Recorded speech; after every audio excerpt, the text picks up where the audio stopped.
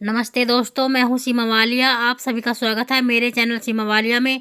तो कैसे हो दोस्तों? आई होप आप सब ठीक होंगे, अच्छे होंगे। तो चलिए दोस्तों, आज इस वीडियो में हम जानेंगे पाप मोचनी एकादशी कब है, कब से शुरू हो रही है, कब समाप्त हो रही है, पारण का शुभ मुहूर्त क्या है, एकादशी व्रत में हमें किन किन बातों का ध्यान रखना चाहिए। दोस्तों सभी बातें मैं आप सभी को वीडियो में बताऊंगी, तो आप लोग वीडियो को देखिएगा, सुनिएगा। दोस्तों वीडियो अच्छी लगती है तो वीडियो को एक लाइक कीजिएगा और मेरे चैनल को सब्सक्राइब कीजिएगा। तो शुरू करते हैं दोस्तों। तो दोस्तों सबसे पहले आपको बता दूँ, एकादशी का जो व्रत है वो हम 15 मार्च दिन रविवार को रखेंगे। और एकादशी सभी व्रतों में सबसे खास है ये एकादशी, क्योंकि हमारे से इस एकादशी का नाम से ही पता चल रहा है दोस्तों, जैसे कि पाप मोचनी एकादशी। जो भी हमारे से जाने अनजाने पाप हो जाते हैं वे सभी इस व्रत को करने से समाप्त हो जाते हैं। हमारे से जो भी अनजाने में पाप हो जाते हैं दोस्तों, तो वे हमारे सभी पाप नष्ट हो जाते हैं पाप मोचनी एकादशी का व्रत करने से। और एकादशी का जो व्रत होता है ये 3 दिवसीय होता है। तो एक दिन पहले से ही हम नहाय खाए कर लेते हैं दोस्तों। तो शनिवार के दिन महिलाएं बाल नहीं धोती। जिस बहनों ने कल बाल धो लिए शुक्रवार के दिन, तो वे शुद्ध सात्विक भोजन ही लेंगे। और जो रह गई है जो बहनें, तो वे शनिवार को बाल धो लेंगी दोस्तों। एकादशी तिथि शुरू हो गई है।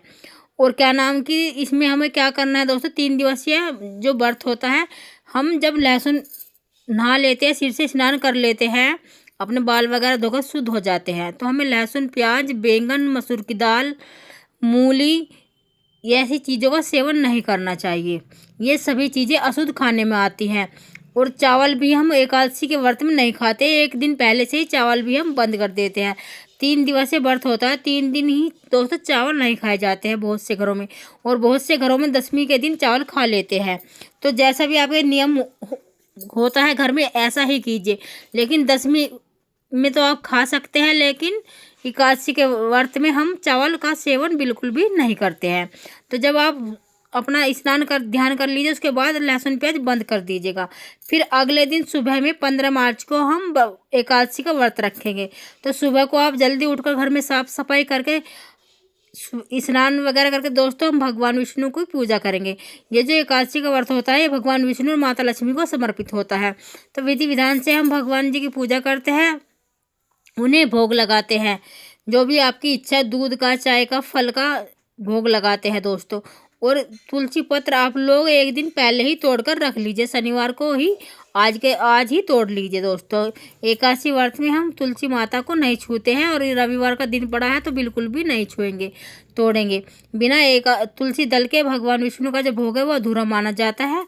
और इस व्रत में सोया भी नहीं जाता है। अगर आपको नींद आ रही है तो आप लोग तुलसी दल अपने पास रख लीजिए और सो जाइए। और एकादशी व्रत में और द्वादशी में दोस्तों किसी की भी निंदा, बुराई, चुगली नहीं करनी चाहिए। इससे हमें हमारे जो व्रत का है पूर्ण फल नहीं प्राप्त होता है। तो आप लोग पुण्य फल की प्राप्ति के लिए ही व्रत करते हैं। तो व्रत में दोस्तों किसी की निंदी, चुगली, बुराई हमें नहीं करनी चाहिए। ठीक है जी। फिर अगले दिन द्वादशी शाम को भी हम भगवान की विधि विधान से पूजा करते हैं। फल का, चाय का, दूध का भोग लगाते हैं, पूजा करते हैं दोस्तों।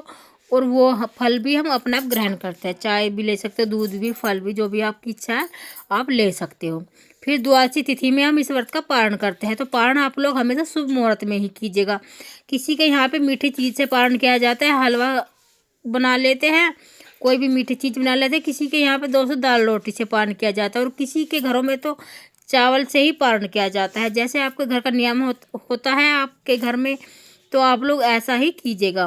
और द्वादशी तिथि में हम पारण करने के शुभ मुहूर्त में ही पारण किया जाता है। अगर आपके पास पारण नहीं बना है तो आप लोग पूजा करके तुलसी पत्र और गंगा जल मुख में डाल लीजिए, और आपके व्रत का जो है पारण हो जाएगा। उसके बाद आप खाना खा सकते हो। और व्रत में दान भी दिया जाता है दोस्तों। जो भी आपकी इच्छा है आप उतना ही दान दीजिएगा।